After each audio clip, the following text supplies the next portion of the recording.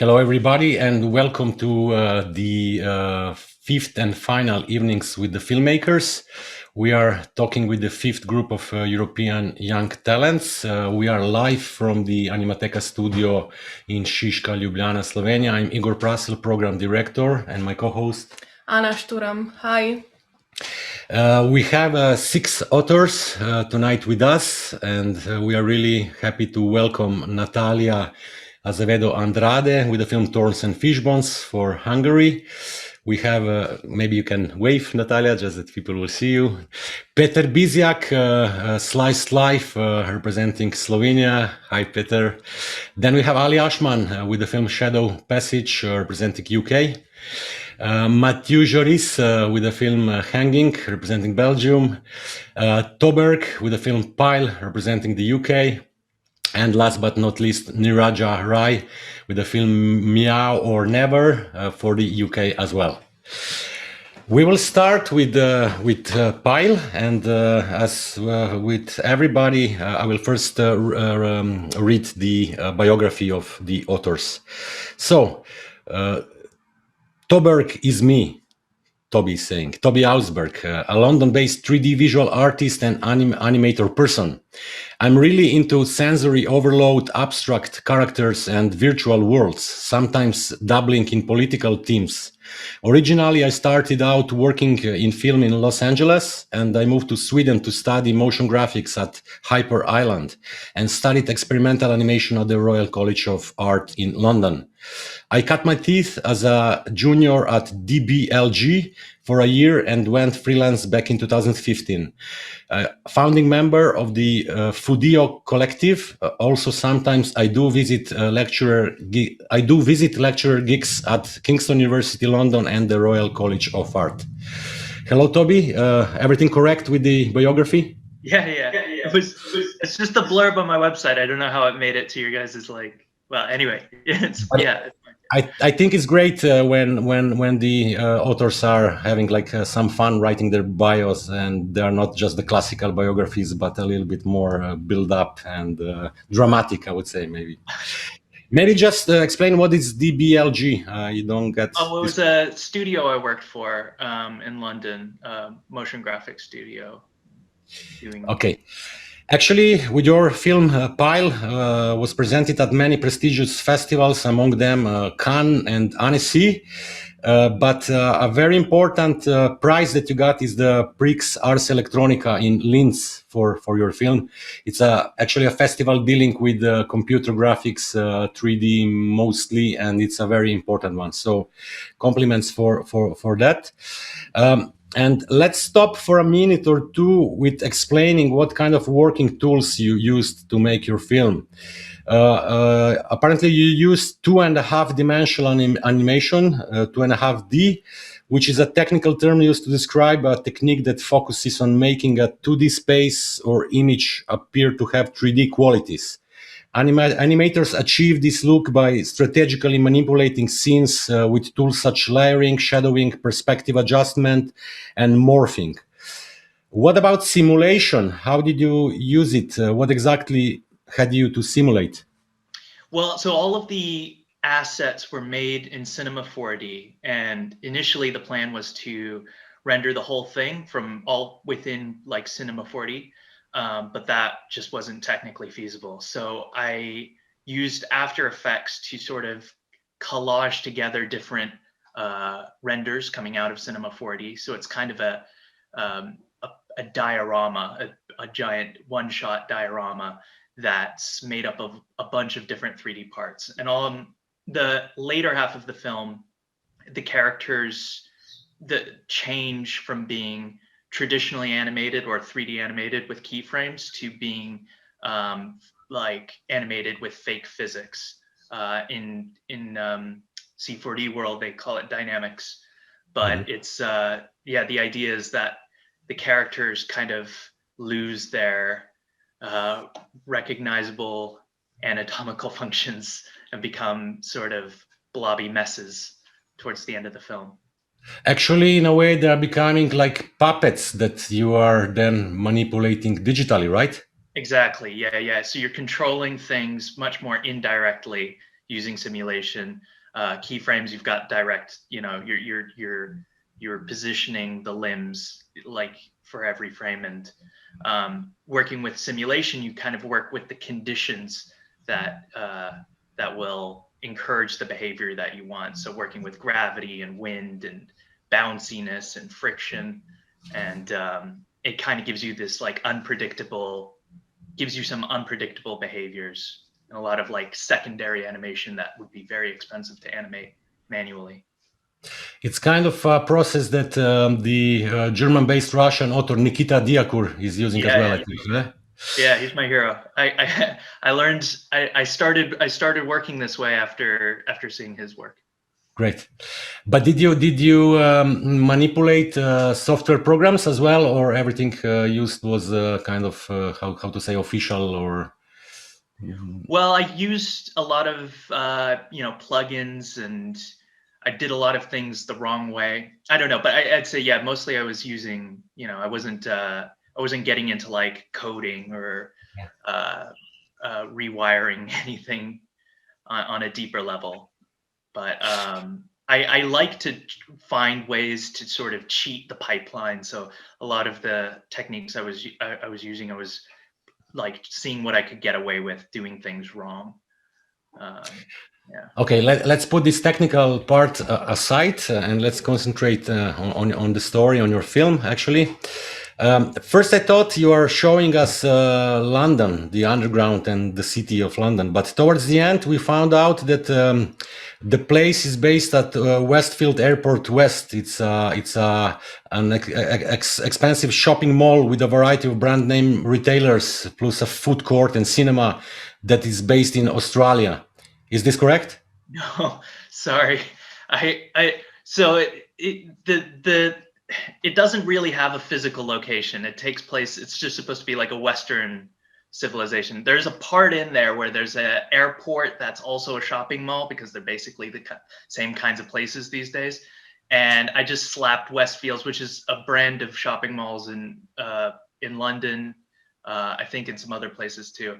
But just to show like, it's like an airport might as well be Westfields. But that was just that was one part of the film that was tackling sort of post-industrial service-based economy, that area of our stratification kind of.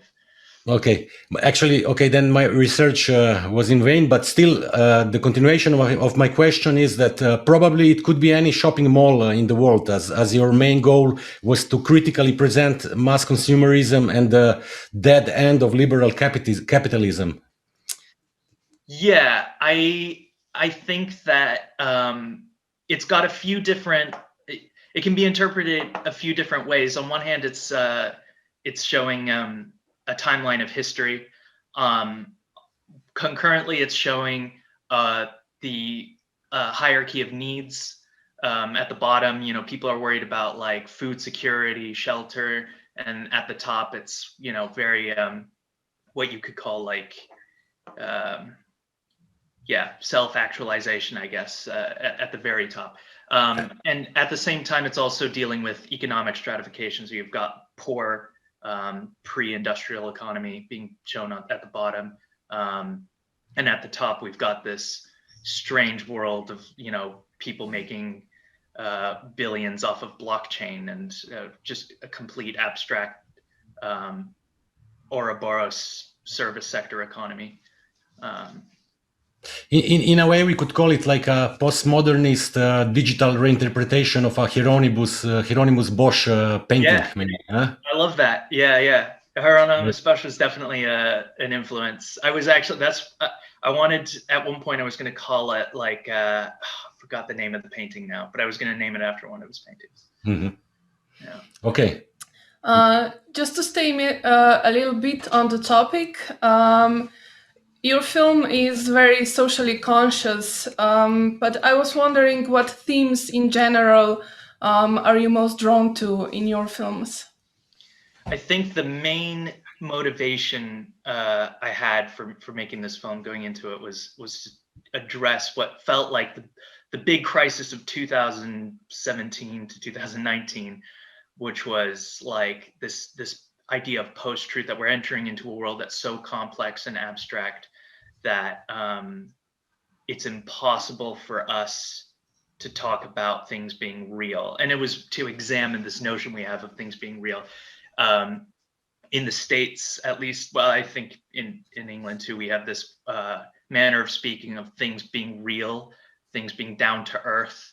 And that's to say like concerns being real, and that people who are wealthy are unreal. And I was just kind of trying to run with that as a basis for visualizing where different aspects of civilization fit in, you know, like if using that logic. And we do live in a very unreal world now. I kind of feel like you know, it's a bit messy, my film. Like it's trying to address a lot of things at once, and I kind of like that it's a bit of a Rorschach test for what your predisposed ideology is. You can really project, you know, a lot of frustration, any kind of frustration with the status quo, hopefully can be projected onto my film, and people can kind of use it as a tool to talk about like progress, notions of progress. Yeah, it's really interesting what you said, that everyone can see different things in it. I think that's also because there are so many details piled in more than about 3 minutes. And you really, I think, need to watch your film over and over again just to get all the bits and pieces that are in there.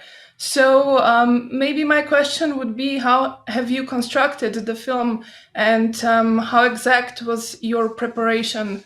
You know, just to think about all those details that are in there. Yeah, initially I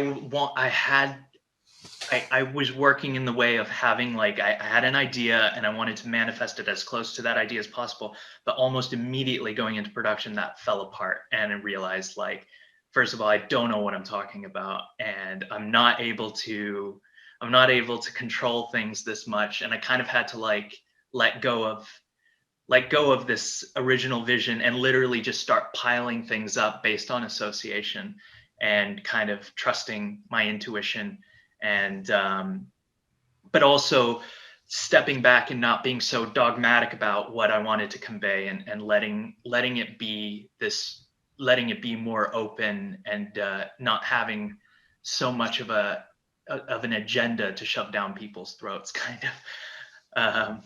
Yeah. Great. But did you had some sketches made at the beginning, or maybe, I don't know, like you know, kind of like a storyboard, whatever? It's impossible because like your film is not a linear one; it's going upwards. But still, were there some sketches? Were there some reference points? Were there? There were a lot of tests. I was putting together a lot of tests, but I think I spent a long time trying. I did a lot of like research about things that really I don't think anybody could, you know, you wouldn't be able to see it now, but about history and about economics. And I was trying to structure things. I laid out maybe the tower 100 times with different icons of this sector of the economy, or then, you know, this invention depend, like, you know, this piece of infrastructure depends on this infrastructure working. And I think it was useful to just get a general sense for what needed to be what needed to be included for it to be coherent, but I don't think that the research that I did comes across in the film. I think it mostly ended up just being just association between things, like this belongs next to this, you know. And I think it kind of works better that way anyway. Yeah.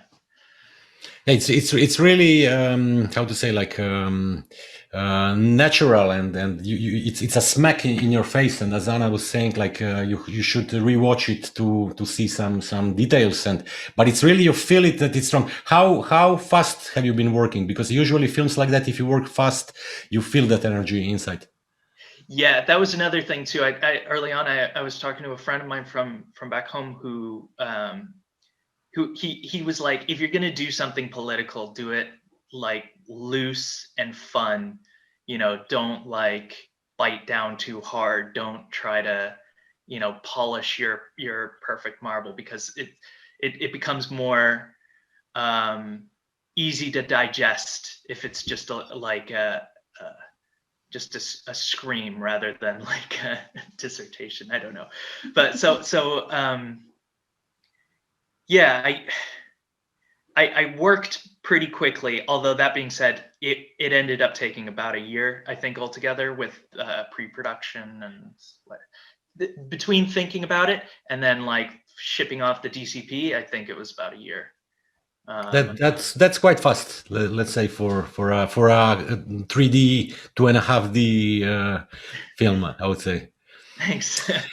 Okay. Thank you very much. And maybe just last, are you out of RCA now? Are you on your professional field already, or? Yeah. I actually started teaching at RCA, which is funny and weird. But yeah, no, I'm freelancing remotely in Hamburg nowadays, and yeah, just hanging on, seeing what's gonna happen next. Okay, we are waiting for your next film with big expectations. Yes. Okay, thank you, Toby. Stay with us if you have time. So maybe at the end we say some more, but we have to continue. So we are moving to Niraja Rai. Hi, Niraja. Am I saying correctly your name? Niraja Rai, right?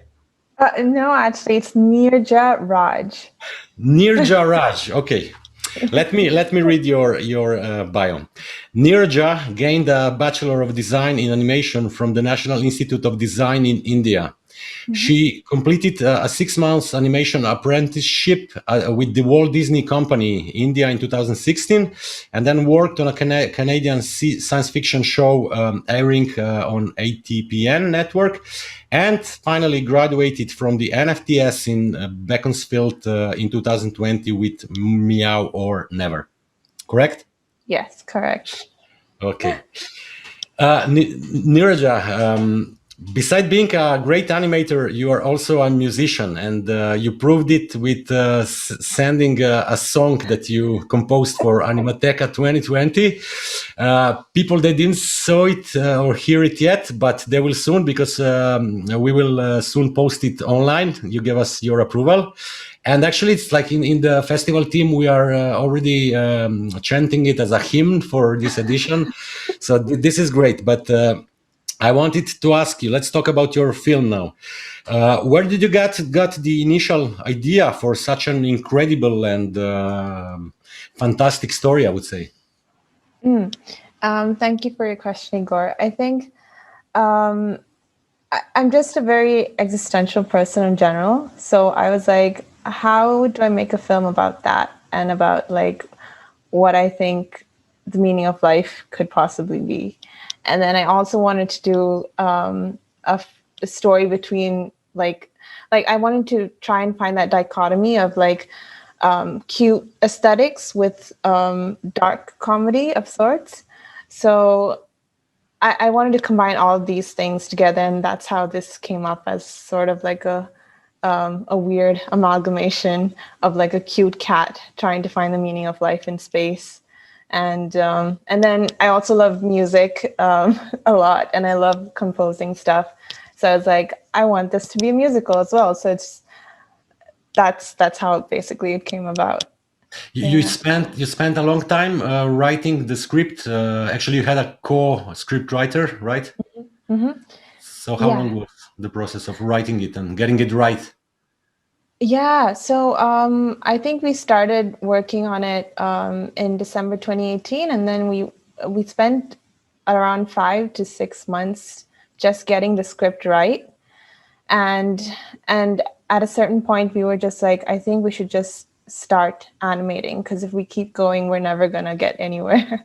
And when we first started out, obviously, because it's a musical, I wanted my composer to join us. So how it works at the NFTS is there are different disciplines of filmmaking. So there's composer, sound designer, production designer, etc. Director of photography, Exactly. DOP. Yeah. Exactly. Yeah. So we have to form our team at the start of the journey. So it's a 2-year program, and we start this at the start of the second year. And so you pitch your idea to everyone else in the school, and you have several pitching sessions, and that's how you build your team.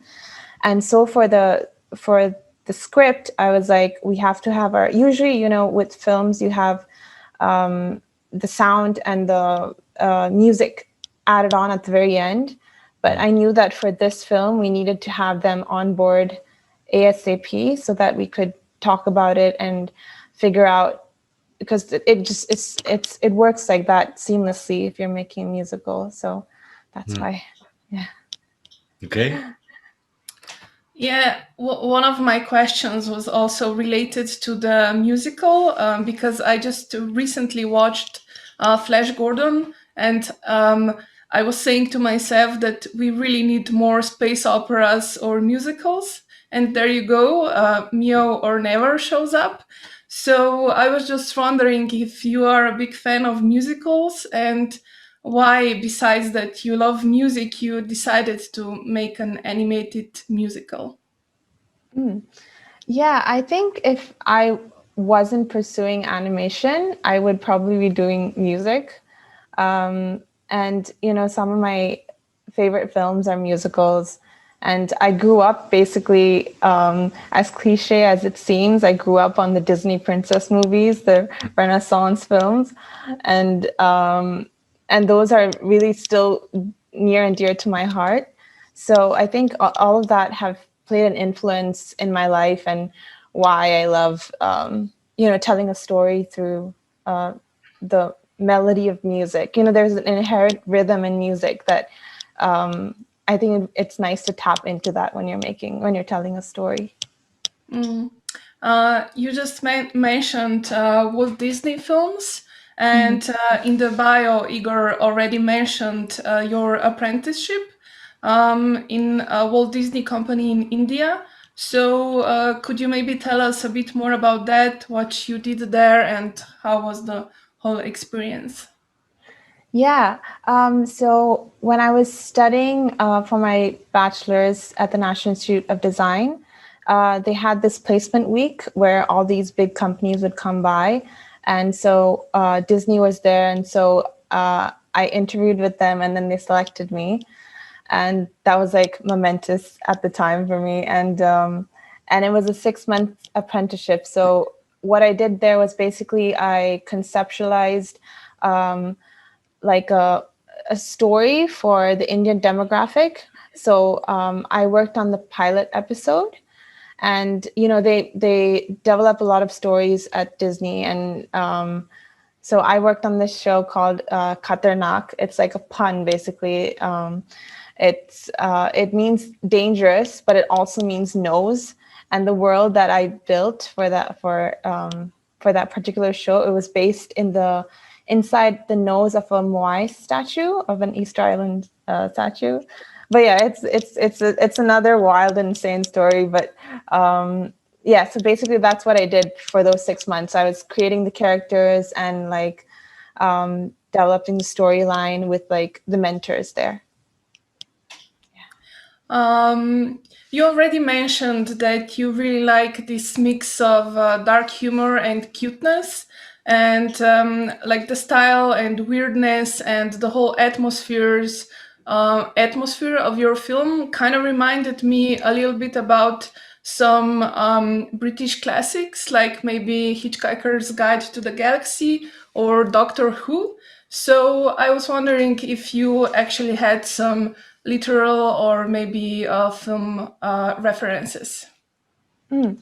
Yeah, funnily enough, like I haven't seen either of those two, but I do like know of them, and I know Hitchhiker's Guide to Galaxy by Douglas Adams, I think. It's very popular in the mainstream media. So then I was like, as an afterthought while we were making the film, I was like, we need to have some reference to it in there, and so we decided to. We wrote like the answer to the meaning of life is number 42 or something on the papers, and Poocha's spaceship. So Poocha, the main character, the cat, in her spaceship, we have it in the walls. But I think my inspirations for this film is mostly like, for example, we did watch a lot of films like Charlie Kaufman's Anomalisa, and then we watched Richard Linklater's Waking Life. Yeah. So a lot of existential films we watched. I don't know why we didn't watch. We should have watched Doctor Who. But yeah, but in terms of like animated series that we watched a lot of Steven's Universe, Adventure Time. What else? Yeah, and I think another one that really inspired me was Negative Space by Ru Kawahata and Max. I think they're if you guys haven't seen it, it's amazing. It's a really, really good film that came out like 2 years ago. Yes, we saw it. We screened it at Animateka. What about Bollywood influences? Are there any like in your personal life as well? Because there are also usually musicals, no? Yeah, definitely. I mean, so I grew up. I didn't grow up in India. I grew up in Indonesia, and then I moved to Dubai, and then I've been moving all over. Like so. Unfortunately I can't speak Hindi all that well because I didn't grow up there. So while I do love Bollywood films, like there are some great Bollywood films that I could like talk about, I don't quite understand what they're singing, even though I enjoy them because I don't speak the language as well as I wish I could. Okay. Yeah. In your film, you use two different animation styles. Can you say something about the choices behind that? Yeah, I think I always wanted to make a stop motion film. Like you said, I had worked on the Canadian short TV series called Guardians Evolution. So when I was working on that as an animator, I was like, I wanted to direct my own stop motion film. And I think there's a quality of stop motion animation that I particularly like because it's so tactile and you can just like, bend and mold the characters to your will. And it's easier for me than doing that through a computer. And so that's why I wanted to do the film in stop motion. And also, the characters, it's a cat and it's a dog. They're the main characters. And I thought it'd be nice to have, the fur and the light bouncing off of the, all the paper world and everything. So I thought that would be a nice touch. But I did have a sequence in the middle where Poocha, the cat astronaut, when her third eye opens and we go into, that surreal landscape. I wanted to put it in the 2D space because that's what I thought it would be nice to jump from that 3D world to this 2D medium to show that there was a transition in reality. Was there a point when you asked yourself, am I doing a film for adults or for young adults or children, or you never asked this yourself? Because actually it is like adult content maybe, but I think easily watchable by kids as well. You had your audience in mind while doing the film? Yeah, that's the thing. So I get this question a lot. Like, I know that it looks very cute and adorable, and like it's got music and it's bouncy and it's happy. But then there's also like the sacrificial kamikaze marshmallow suicidal scenes, and the and the and the cannabis joke, which is obviously like adult jokes. So yeah, I don't know. I think I think I just wanted to make a film that would be enjoyed by everyone. And I know that's like it's like casting a wide net, but it's genuinely like I just wanted to make myself happy first and foremost while I was So actually, making it. you had big fun making it. I would say with all the team and all your collaborators there. What's next for you? You're out of school, so what's next? Are you already working? Are you animating? Are you freelancing or having a job?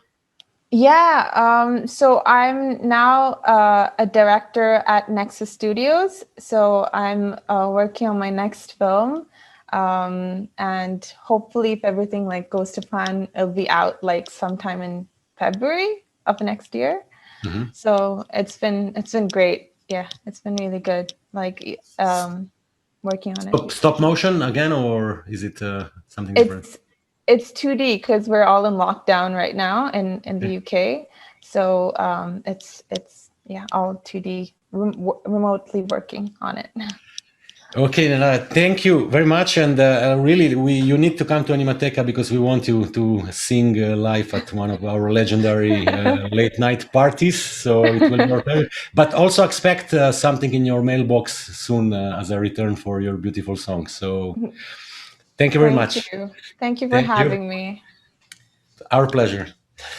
Okay. We continue with Peter Bizjak, who is the author of Slice Life, Narezano življenje in Slovenian, and we are really happy that we are featuring Slovenian films as well in our competition. Actually, the situation is improving. We have 3 schools, and all the 3 of them they are improving with the animation studies.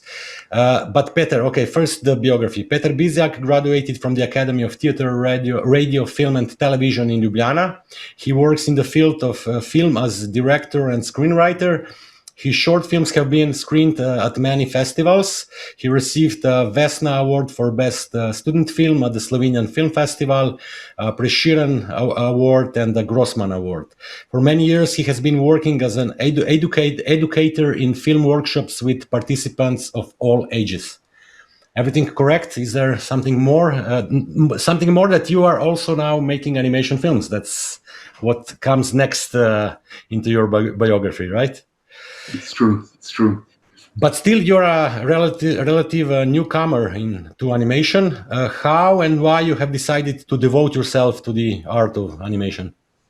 Yeah, first of all, thanks for having me on the festival. It's a big honor. You know, Animateka was always this nice December festival in Ljubljana. Yeah, I just chose the animation class in postgraduate studies. So Špela Čadež, famous Slovenian animator, was my professor.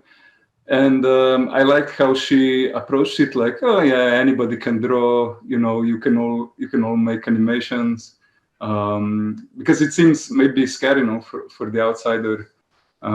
So yeah, this is how I started. Yeah, and now we're here. So, Peter, you are mostly a film and television director, but what are those qualities in animation that you are drawn to? I really like that it's maybe even more democratic than film in some sense. That like the how should I say, the entry barrier is very low. That you can really just have this like Chinese light board for, I don't know, €10 and couple of papers, and just, yeah, you just take a couple of nights and destroy your hand, your fingers, and you have a little movie. You know, this I really like, and also that you're not limited. You know, you can just draw You can play with associations. Yeah, you always were making really imaginative films, so animation is like really widening that field for you. Yeah. I don't know. This is now kind of but like the thesis movie, we also were thinking about animation for this. It's about a guy who smokes weed and he starts to turn into this marijuana bush because he smokes too much weed. We were already thinking about animation then. It really gives you a lot of space. Yeah, it's true. I like it, but it's also then like Toby or like we mentioned with Toby, that it's like time consuming. Yeah. So this is everything has a price now. It's like this. Yeah. Your film is a very short auto-portrait. How did you develop the story, or how did you decide what to include and what not in the 30 seconds of your life? Yeah, good question. I think I never quite realized that it's like, kind of this summary, I think I just I got this concept, okay, it has to be about cutting. I don't know exactly why. And then I think I just listed things that are cutted in many different ways. I don't know. I would also like to mention that Sylvie, my girlfriend, helped me. She was the assistant.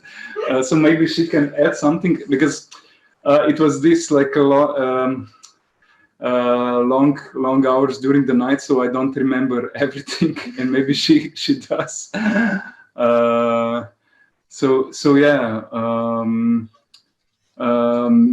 assignment at school was to make the auto portrait, and first I wanted to do some bear that's sleeping, but it would be too, I don't know, like it didn't felt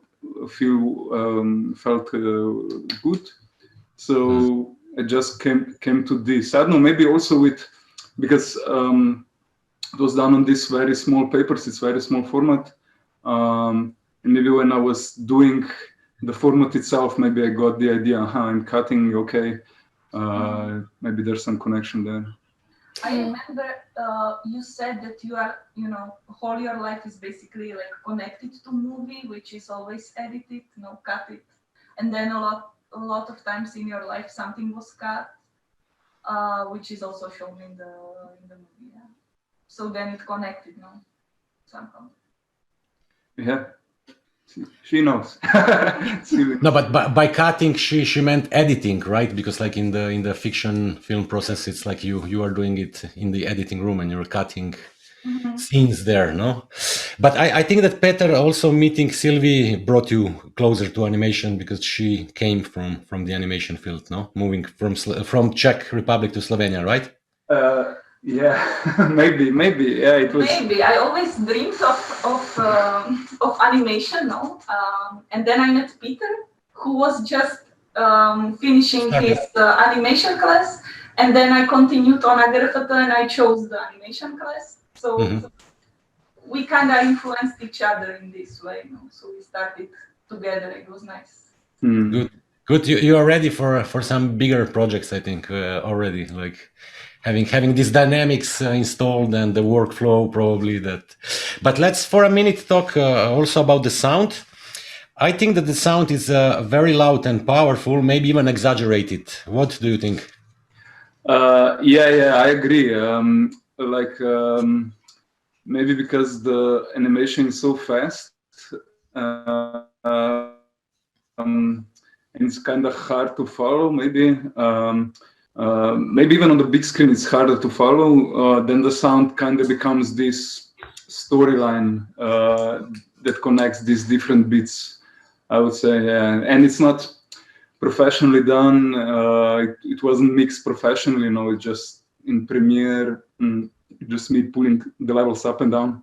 Yeah, so yeah, I completely agree. That it's could have been improved. Okay, good that you agree. Okay, last question. Do you have a story maybe already in your head or already on the paper that you think it will be worth to animate, to spend a lot of time doing it? Yeah, I'm now finishing my studies. Anna was actually my classmate at some of the classes. So it's nice to see Anna again. Yeah, so for this like postgraduate this project, I'm thinking of doing animation again.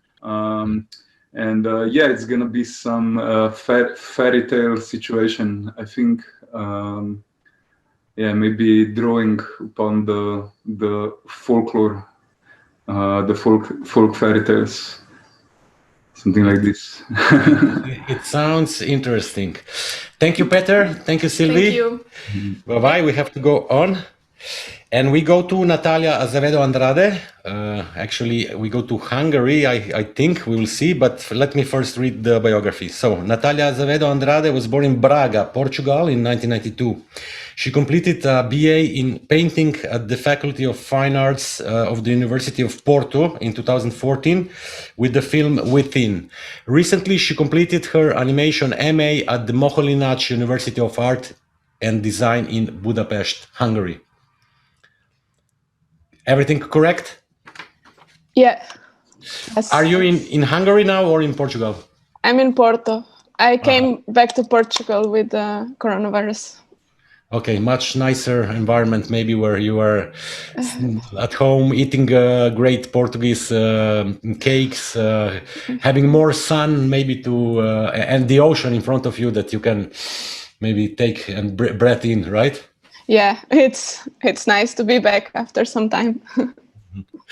Okay, let's start to talk. Actually, this was also my first question. How does a Portuguese young woman probably used to watch the ocean and enjoying the sun and eating pastel de nata feels moving to Hungary, where the language is strange, there is no sea, and the political situation is not welcoming to foreigners at all?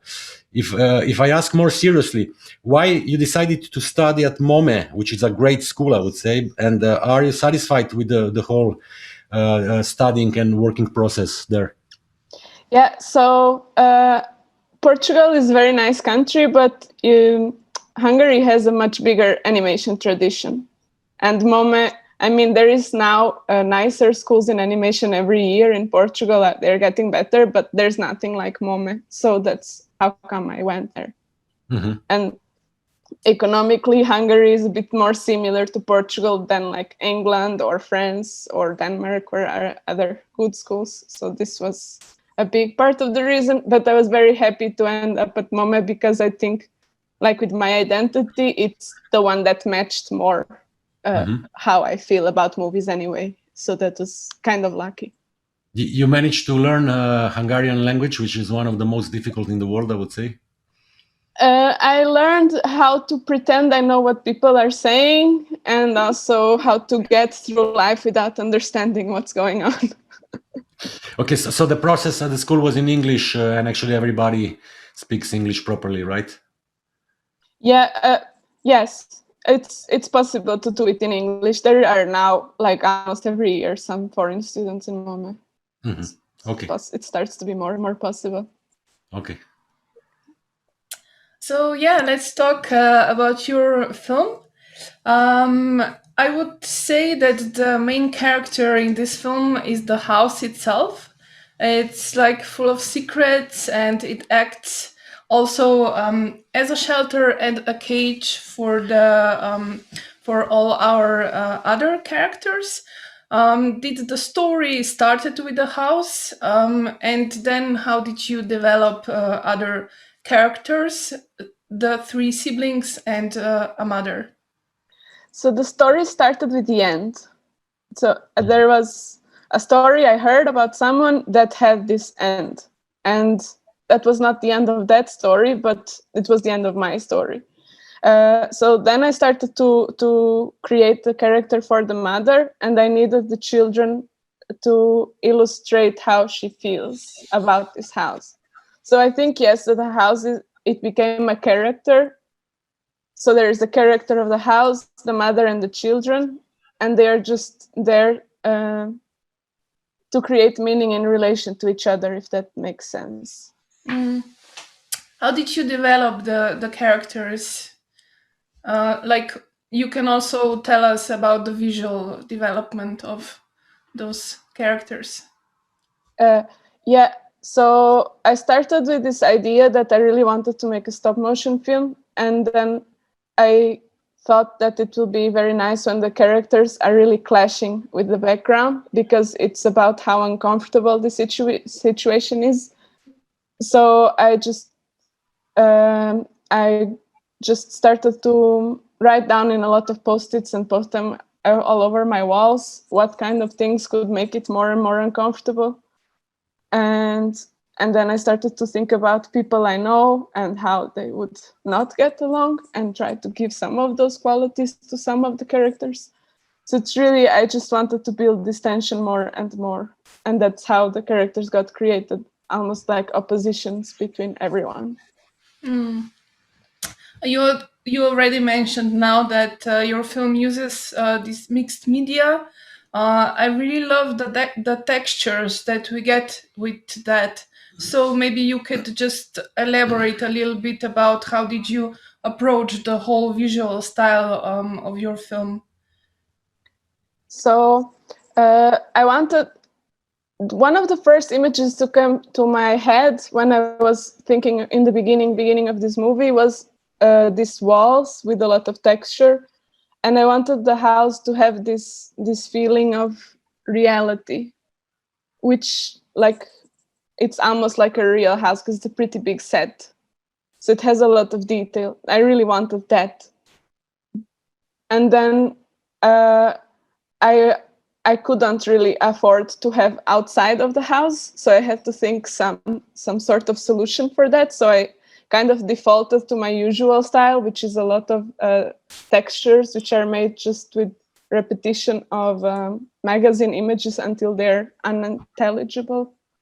So that's how I made the backgrounds and the outside of the house. Then I was really interested in the idea of juxtaposing different styles and what does that mean. So everything that's more psychological became 2D, and everything that's more real became stop motion. That's how come the characters become 2D, and their emotional states are like unreal by comparison to the real living situation of the house. If that makes sense. Yeah.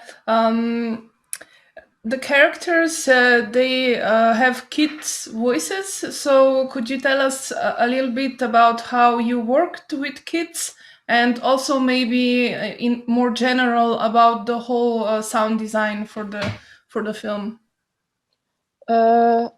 So the sound design, I wanted to have a dialogues very much, because I feel sometimes frustrated. There's not enough dialogues in short animation films, so I really wanted to have that.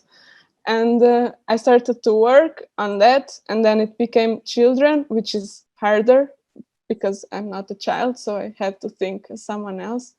So I started to project with a child which is more present in my life, which is my niece, which is the main actress. So she basically plays herself, which was easy to write and record. Then we had to find other kids in Budapest, which was hard because I didn't know any kids in Budapest. So I had a very good help from my team and my production manager, Anna.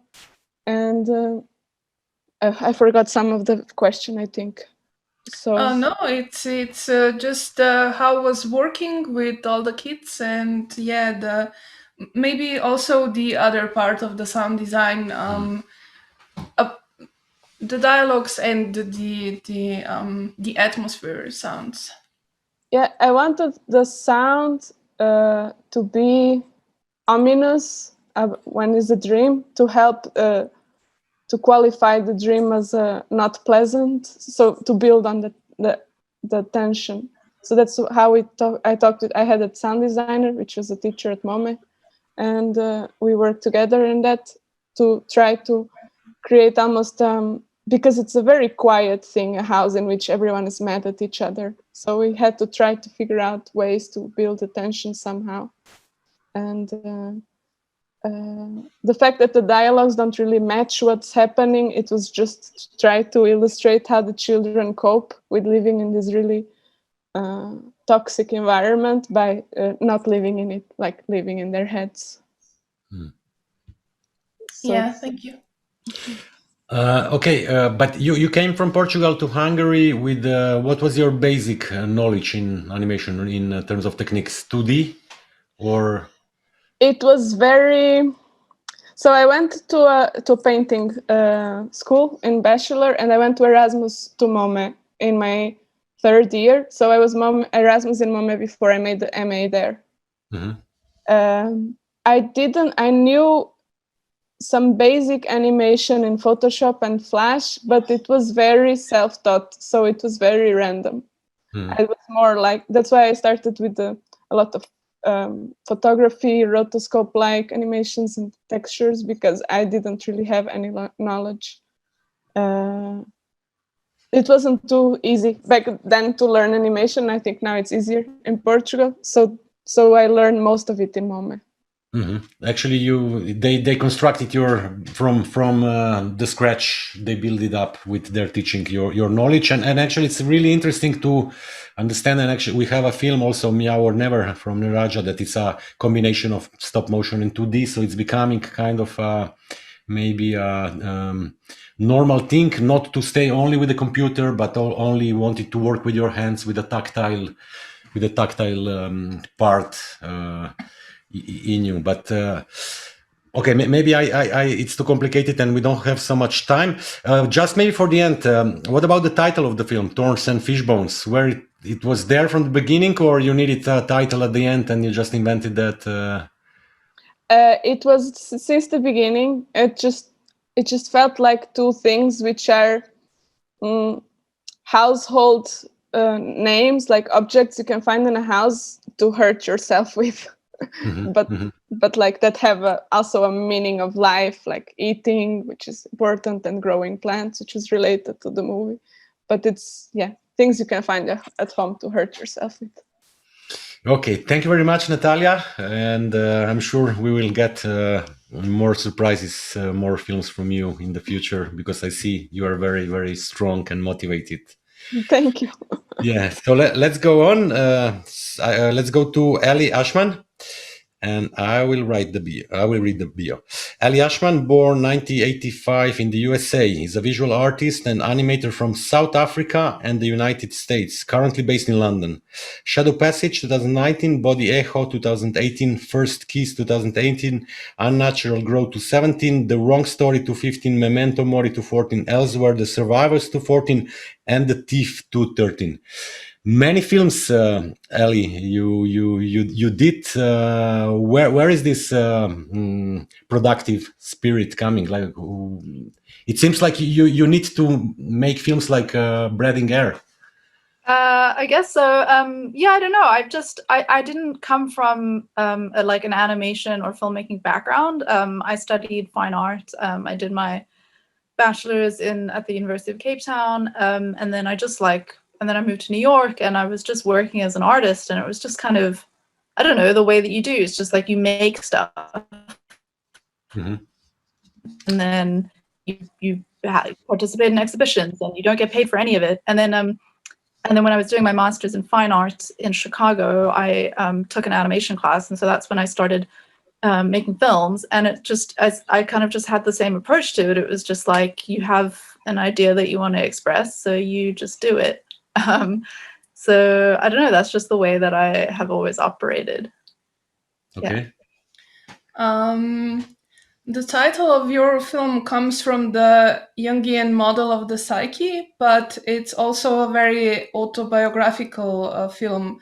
It's a film that tells a story of an inside rather than the outside world. Can you maybe tell us a little bit more about the initial idea you had for the film and how that idea developed over the process of making the film. Sure. Yeah, I've experienced anxiety and depression and like various sort of versions of that for a very long time, but it's something that had like sort of re-emerged in my life around the time that I was making the film, and so I was and so I'm in psychotherapy, and I was finding it like very insightful. Like I was learning a lot about myself, but then also sort of reading more theory about psychology and like the sort of different, like Jung's structure of the psyche just sort of resonated a lot to me in like quite an emotional way. And so that was just something that I wanted to make a film about. I've always felt like the motif of there being like multiple aspects of the self is something that's been cropping up in my works, not just film, but like in like drawings and things, like since I was a teenager, really. And so it's like sort of a theme that's gone throughout my work. And so that was kind of the starting point to be like to like visualize or like actually physically make these different parts of the psyche that could be represented almost as like different characters, but they would still all be one person. So that was where I started at, and it was also like quite kind of brought on specifically about an experience in therapy of like doing the empty chair technique, where you like talk to the other part of yourself in an empty chair in front of you. And then in terms of how it developed, I guess I was thinking like, I started off super ambitious, and I was like, I'm going to have this house that's got like multiple rooms. It's going to be like 5 or 6 different rooms with all these different parts of oneself. And then had more of like a bit of reality check in terms of like how much space and time I had to make everything. And so I like kind of just simplified everything down to 3.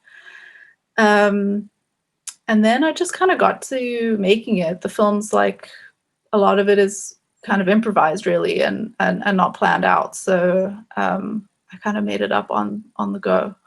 Mm. You're also using mixed media. There's stop motion, there's projection, and there's 2D elements that are painted directly on the walls of the sets.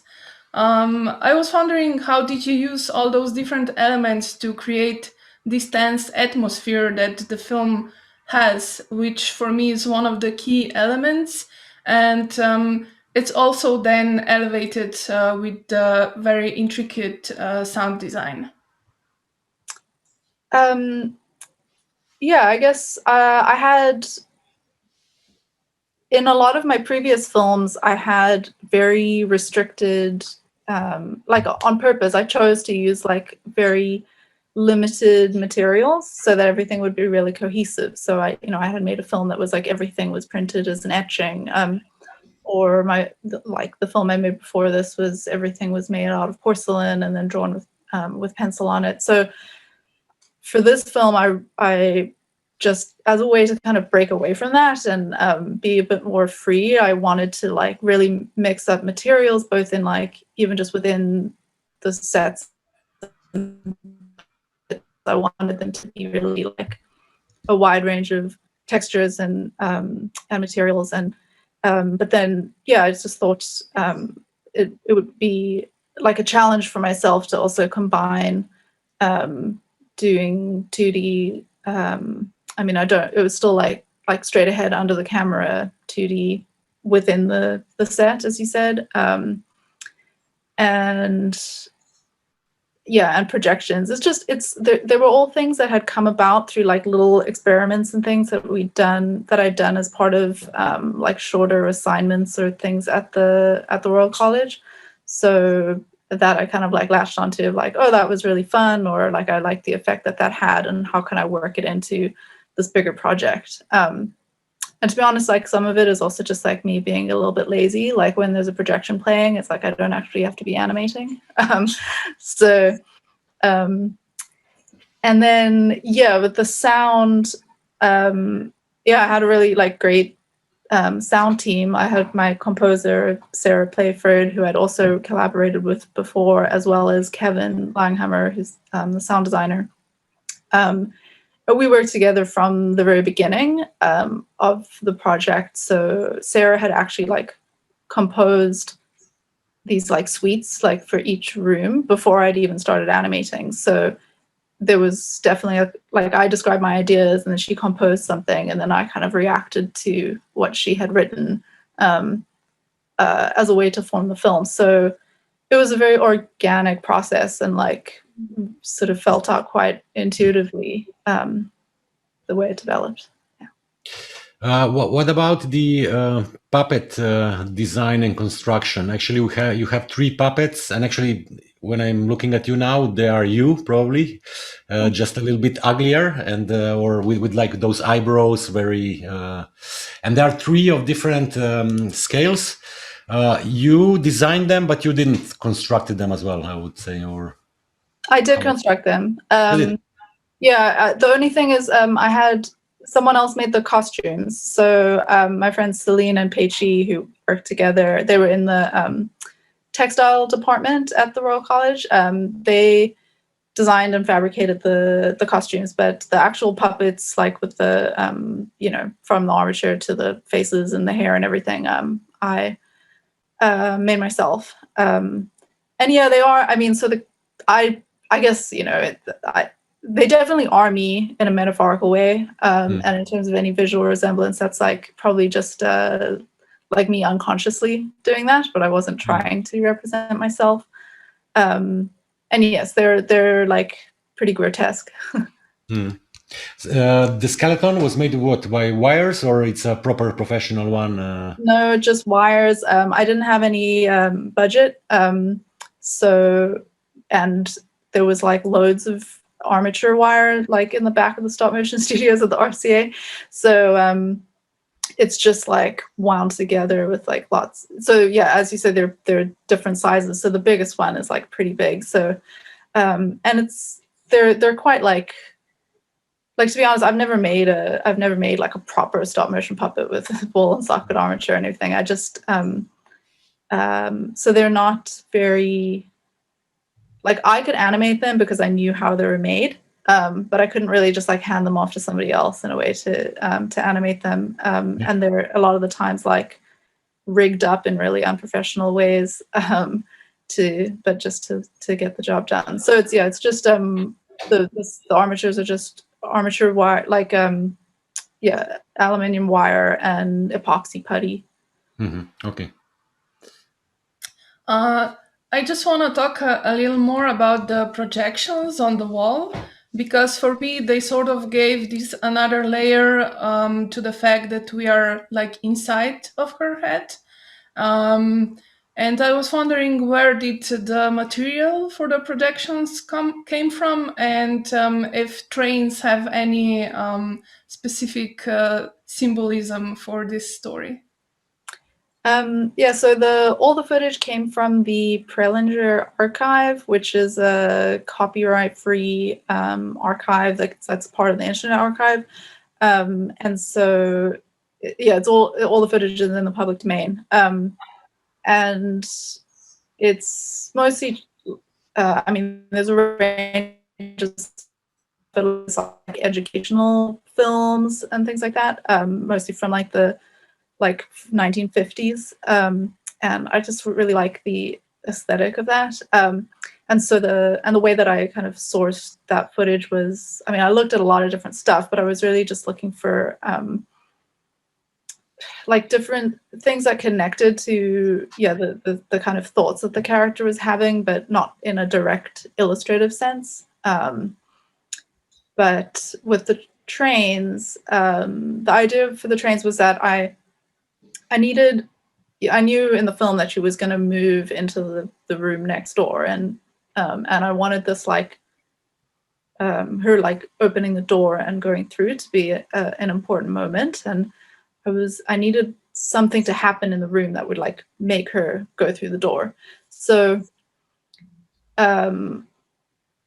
so there's this like focusing in on the door, and then these projections appear, and there are all these trains, because I wanted something that would just create a kind of like forward movement that would then like sort of anticipate then her forward movement through the door.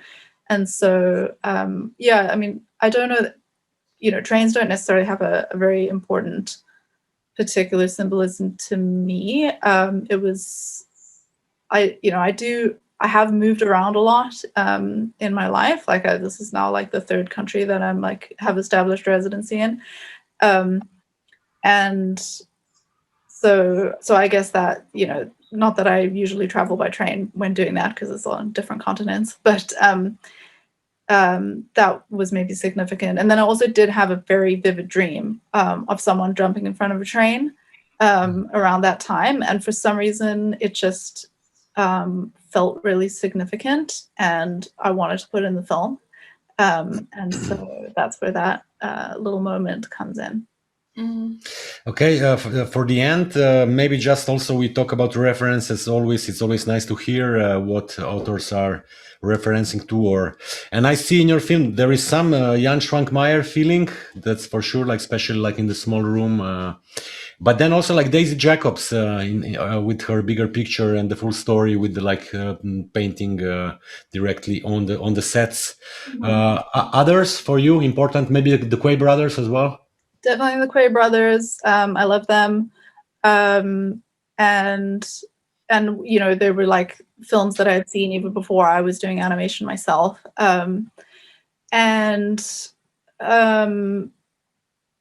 There was David Anderson, who is a British animator. There's a film that he made called Door that I found really exciting and inspirational in terms of like mixing techniques and scales. You know, he also like combined pixelation and stuff, which I didn't do, but that was definitely an influence. And then like La Casa Lobo and the Cristobal Leon and the Colombian exactly, guys. yeah. So those were all references, and then also a load of influences from outside animation. You know, like just in visual art, like Annette Messenger and Kiki Smith. And people working more sculpturally, like with like installation.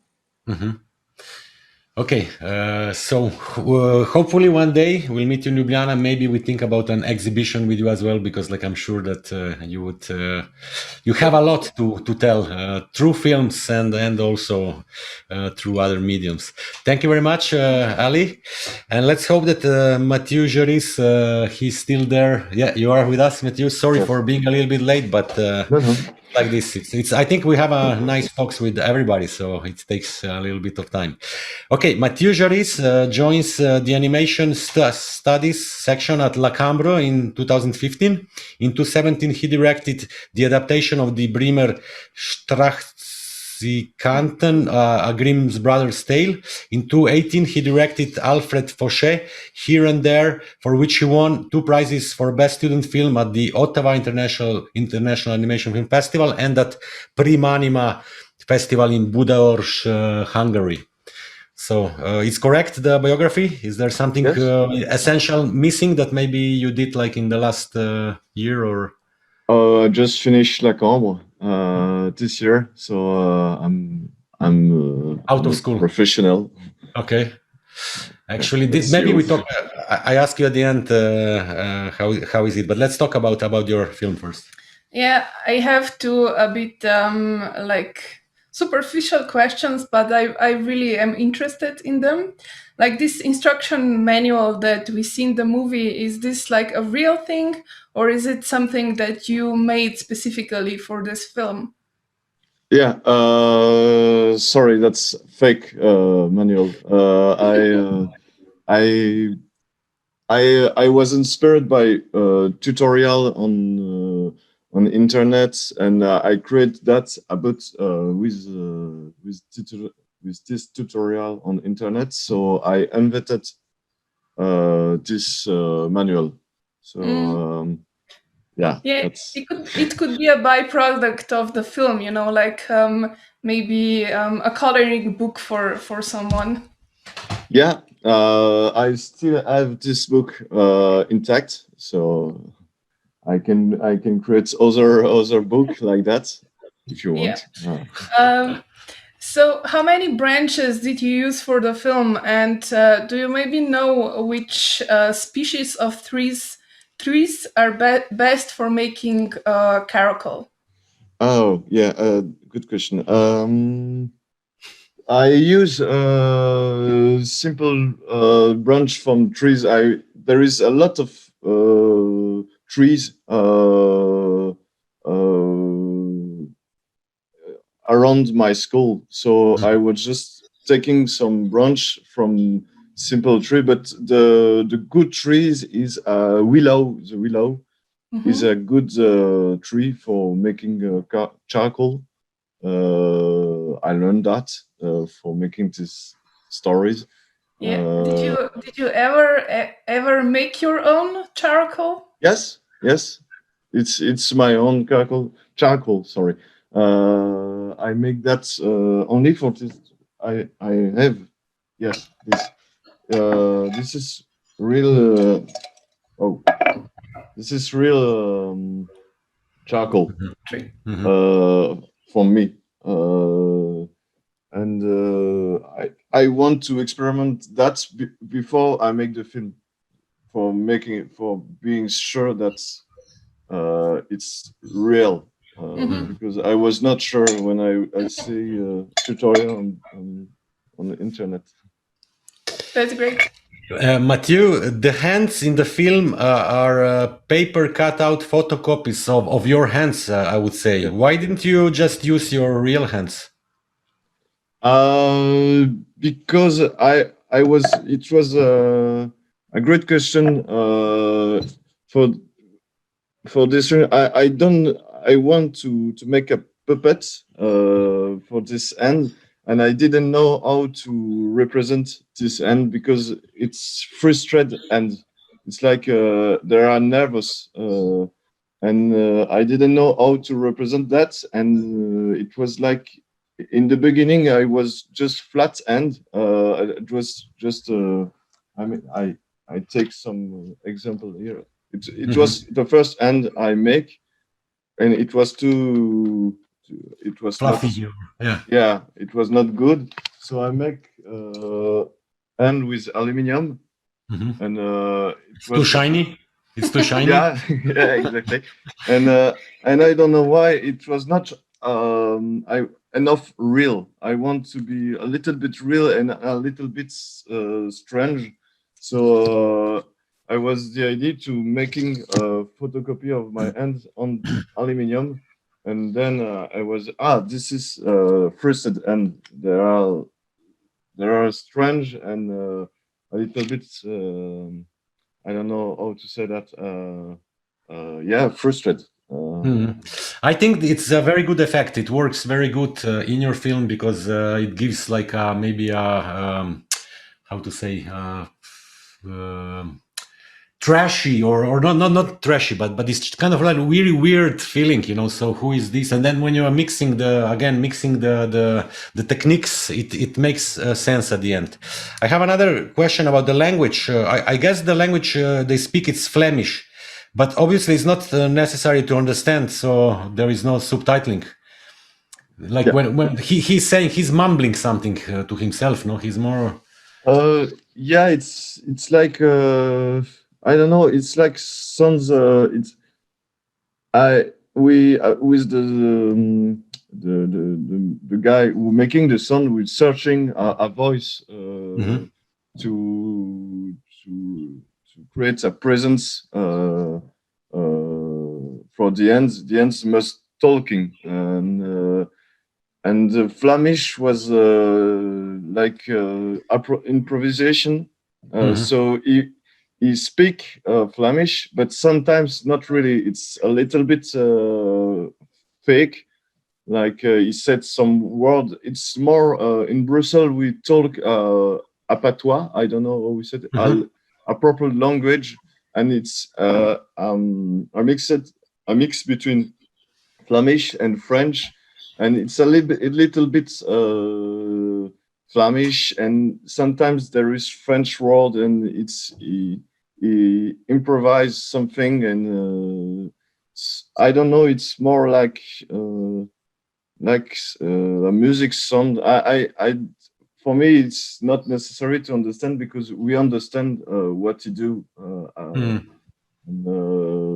Maybe the Flemish will recognize what you say, but it's not important, I think. But okay, I think it's your film. It has like some kind of quality in the humor that is there, which we really miss. Like in many films, there all the stories, they are really serious, and there is a lot of self investigation. There is a lot of therapeutical use of animation. So to have like slightly humoristic takes as it yours, it's very important for especially for festival programmers to make programs a little bit more with the dramaturgy. But for you, humor, is it important, and where you get the sources out of the humor? Not only by reading comics, because I think it's a deeper thing. It's I think it's important.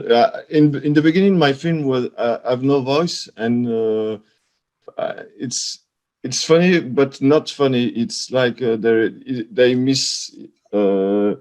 I think the first thing it was to represent feeling of making and drawing with charcoal, and after that, I think it's always important to making a little bit second degré, little bit of humor of a feeling. You know, it's I don't know if I want that's in the beginning. I was lowing when he improvised Flemish voice, and after that it was serious. So I think that's it's more fluid with a little bit of humor. It's like a receipt. I don't know. You're making a little bit. It's a little bit more sweet. You're making a thing, and it's like Coen brother films. Okay. It's always a little bit serious, but a little bit of humor sometimes. It's important, I think. Yeah, Mathieu, you were saying at the beginning that you graduated at La Cambre, so now you are out of the school. You think will you make a charcoal animated film, as for example William Kentridge is doing? Did you had an idea of making a proper real charcoal animated film for the future? Yeah, maybe. I think that if I make that, I must have a strong idea for making that, because William Kentridge have always I had a big idea, and it's working with his universe, and I love mixed media, so I use different media. So yeah, I have already done a film in charcoal. The Die Bremer Stadtmusikanten was a film in charcoal. But yeah, I'm certainly I want to make other film and also in charcoal if I have money. Yeah, you already have a lot of branches that you have to use now, so. Yeah, thank you. Okay, let's wrap it up. At this point, we are 20 minutes past 6, and yeah, it was really nice to talk with all of you. Really, how to say, like in-depth discussions with the students, and not only with your films. We have some questions from the audience. Wow, that's incredible. Okay, a question from Thomas Volda for Niraja. There are 2 other big production films from the National Film and Television School in the competition at Animateka this year. They both also have significant musical elements. Is the musical part of the film something pushed by the school? Hi, thank you for your question. No, not really. I mean, we're all like allowed to do what we please, and the tutors are there to just help us navigate that, because obviously most of us are first-time filmmakers. So there wasn't any it wasn't pushed by the school for us to make a musical film. It just so happens that my classmates are all like musically inclined as well. Okay, there is another one, Matthias, I think. Okay, Thomas, he's going on. He's going on. Also, is there any sense of rivalry or competition between these projects, either during production or afterwards? At the end, yes. Okay, yeah. Not really. I mean, the two other films, I think it's Oh Black Hole and Song of a Lost Boy. Am I right?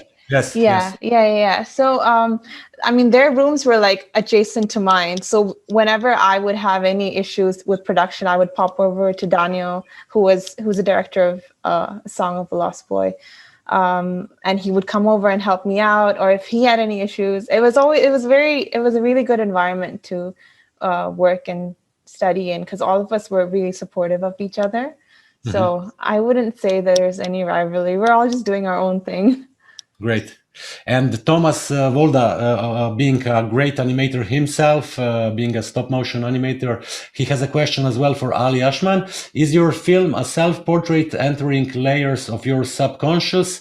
And if so, was it your intention to keep the final room hidden from the audience? So yes, it is a self-portrait.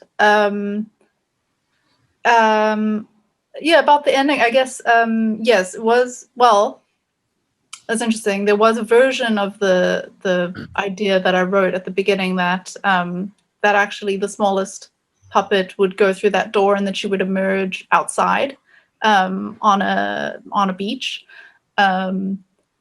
So that it was like this release from the confines of this indoor space. But it didn't, like, I shot some tests and stuff outside, but it just didn't really seem to like fit with the rest of the film. And it felt a little bit like cheesy and just not the right tone. So yeah, the decision to to kind of make it that she just goes out into the unknown and you don't know where it is, was intentional, but it's not really that I was like trying to hide it from the audience. It's more like I don't even know what's next. It's just like it's about a sort of a journey that's ongoing. So, but I did intend it to be a kind of maybe more hopeful than like dismal. So so it's a yes and no to that question. Okay, and actually Thomas had a third one, and that's it for, he's asking, probably you, Ellie, are you aware of Frederic Tremblay, perhaps? Yes. Sorry, a great Canadian stop-motion animator. Yeah, I was blanking on his name when you were asking me about influences. Yes, I love his films and like for pretty much everything that he's done. And so yeah, that was like quite influential as well in terms of the like very like tactile puppets and then the like double, there's often like two women in his films. And then also kind of, he works with like pretty big puppets as well. So yeah, I'm a big fan of his work. Thanks. Okay, sorry guys, because Thomas is really specialized in stop motion, so maybe with Natalia he could answer as well, but we don't have time anymore. Thomas, I will invite you next year to be a co-host with me and Anna, but only for stop motion animation films. It was a great pleasure, really. Like for the 5th installment, we went 30 minutes over, but I feel like we could talk 1 more hour. Thank you very much. I would like to thank Anna, my co-host, for the great job. So it's like through this plexiglass. And yes, that's it. We go to sleep a little bit, and then soon everything will be over. Everything will be beautiful. And next year we see each other live. We watch films in cinemas, and we party and we talk like persons directly, face to face. Thank you again, and stay with us for the 8 o'clock session, for the final session with the evenings with filmmakers, where we will have a final round with the authors in the main competition. Bye-bye. Bye. Bye-bye. Bye. Thank you. Bye. Thank you.